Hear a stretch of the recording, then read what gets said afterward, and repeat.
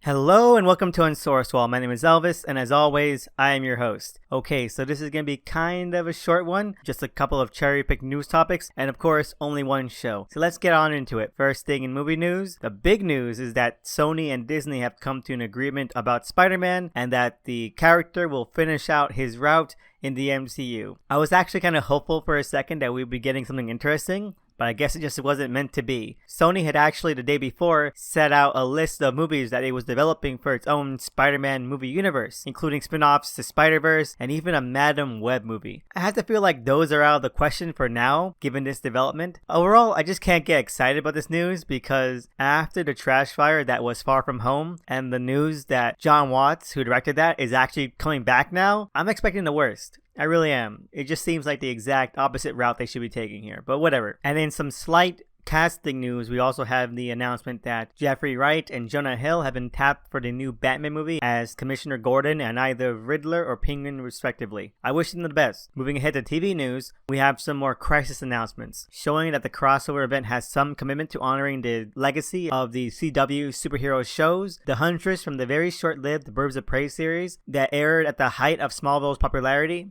has been added to the cast, which is kind of neat, kind of funny. Unfortunately, we also have the news that Michael Rosenbaum has declined to appear, stating that a lack of script, shooting dates, and kind of weak pay led him to decide not to join in. And thus goes any little interest I had for this event. Lex being president and destroying the world in 10 years was the last remaining Smallville plot thread. If their appearance in this crossover isn't even going to approach it, then why bother? There's no real reason for that. Also, the idea that Michael Rosenbaum was given no real clue of what he would be even doing, despite the showrunners tweeting out completed scripts weeks ago, makes it seem like all these cameos will be superficial at best. And that's a shame, it really is, because they're like the only interesting things that we've heard about this crossover. It's an Arrowverse crossover, but everything about it that isn't Arrowverse is the only thing that sounds worth anything. And I was so close to relenting and saying, hey, maybe I should just tune in for the fun of it. And finally, we have not much in comic news, but the one thing that did get some attention were the antics of Terrific LLC, the new owners of Youngblood. First, they started a contest that was pretty much an obvious attempt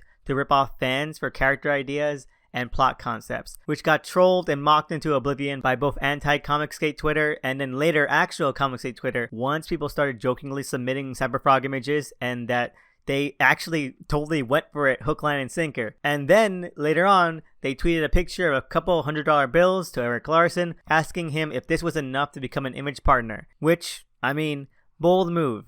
First you finagle and snake away one of the big icons of classic image, ruining one of their actually concerted reboot efforts for that property in the process, and then less than a year later, try to use that property and your own plans for a reboot as leverage to buy yourself into the company. Despite that not even being how you buy into image partnership, it just left me feeling aghast. It's just so fucking funny. They're just so desperate to make this work, to make a name for themselves, despite having absolutely no clue on how the industry functions. I wonder if they'll eventually get so desperate that even someone like me could pitch to them. I hope the laughs keep coming, because this is just so insane to see unfold. And now we can head on to what I read this week. First off, we have Dial H for Hero number 7, which was an honestly refreshing issue. I was actually kind of surprised by how well it works. Since it's the start of the second season, I was expecting something that would actually kick off the plot more capably, but it became readily apparent that it was going to be just another montage briefer issue about various random heroes that appeared at the end of number 6. I was actually initially disappointed to see that because I felt it was kind of a waste of time. Issues like this almost always feel like unnecessary filler and stopgaps, but thankfully this wasn't one of those. The very same breadth of attitude and character that Humphreys and Quinones have instilled in every single previous issue bursts forth in this one, only this time for every hero that appears individually. None feeling short-thrifted or underutilized, and each having a sweet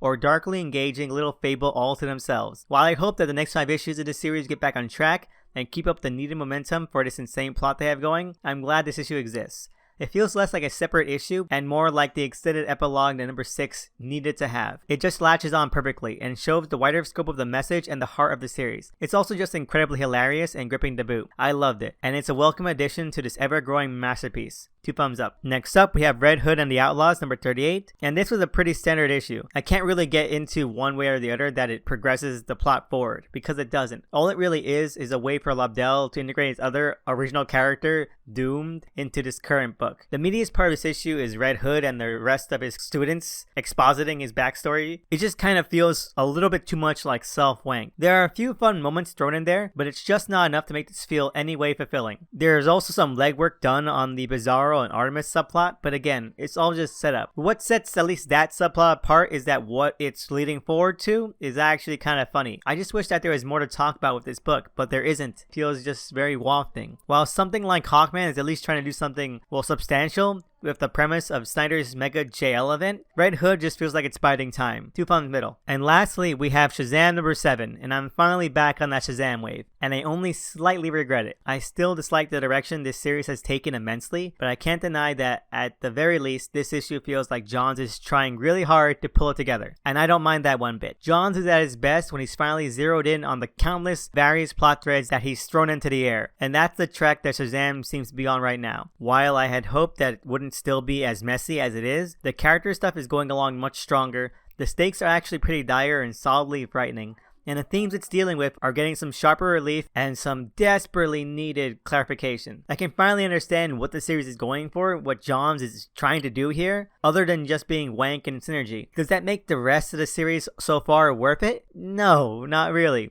But I hope that it sticks to the landing and actually is able to make a difference. I want this to end on a good note, and maybe, hopefully, it'll be a decent read once you get it all through, because it is just so jumbled and jangled that finally coalescing so many different aspects of the characters together is more interesting and a little more gripping than not. So if it can do that, it might just be worth sticking around in the long run. Overall, 1 thumb up, 1 thumb middle. Anyway, we can move on into what I watched this week. We have Titans Season 2, Episode 4, Aqualad. Now, this was an entertaining episode that managed to be both slow and pragmatic, but also being more immersive than the previous episodes have been. I think it helped that even though the entire episode is a flashback, the characters are in a position where they're already established. Rather than plodding along with very dull scenes that are meant to be character moments, they're already kind of off at the races. The scenes still have that slower tack to them, but it's a bit more restful than restrained or confining. The brunt of the episode is more or less a subtler character piece for Donna Troy, even though the plot and hook of it all is about the death of Aqualad. Because, well, Aqualad pretty much gets drop kicked into Donna's fridge so damn hard, but it works nicely, and this is where the more relaxed and tepid tone helps. It keeps it from skirting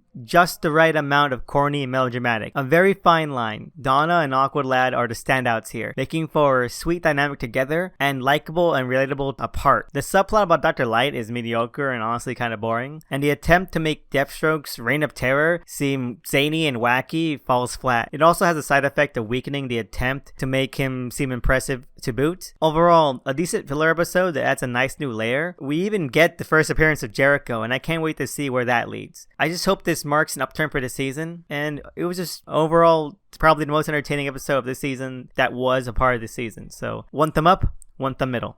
And lastly, we head on into listener questions. Our first question is from the amazing Eggmath on Twitter, and their question is, what did I think about Smallville Season 11? Honestly, I think that Season 11 was kind of a right time, right place situation. It was right at the start of the New 52, and people were in the mood for a simple Superman comic, which Action and Mainline weren't providing.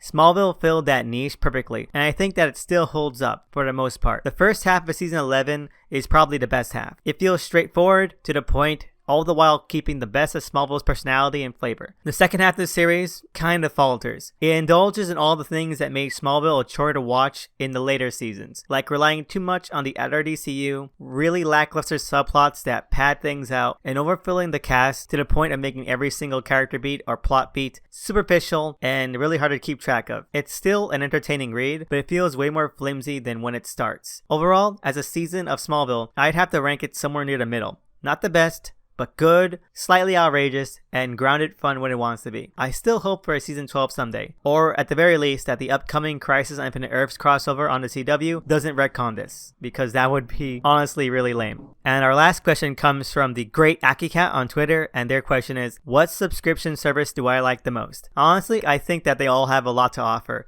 and none of them are perfect. If I had to choose anything, it would have to probably be HBO, mainly because it has my favorite ongoing shows right now, like Danny McBride's Dramedies or Succession, which are perfect shows. But not everything is on there, and there are other subscription services like Hulu or Netflix or even Disney Plus that's upcoming that I think will have some really interesting things that I really want to see. So really, it's just a tough call all around. And I know that's not like the perfect answer or like a really interesting answer, but HBO definitely for right now, or for as long as those types of shows keep being made. Anyway, thank you for that question, Eggmap, and thank you for that question, Akikat. They are really fun questions to think about and to answer, and I'm just so grateful that you even asked anything. It just means a lot to me, so thank you so much. And I want to thank anyone out there who's ever sent a question, comment, or topic to the show. It means a lot, and I'm so grateful, and I appreciate it so much, so thank you so much. And if anyone out there has their own questions, comments, or topics they want to hear discussed on the show, you can always find me on Twitter at THE_SNICKMAN, and I want to give a shout out to the cover artists for the show at DOTEMCEE. Please check them out. They're amazing. They deserve all the traction they can get. And well, that's it for this week. Next week we are in October, so I'm starting again my Halloween comic movie discussion roundtable. So if you have any suggestions, please drop a line. I'm making polls in the middle of the week like I did last time, and well, it'll be fun. I'm really excited to see where this goes this time. So thank you for that. So I hope you tune in. Thank you again for listening. I hope you had a great time, and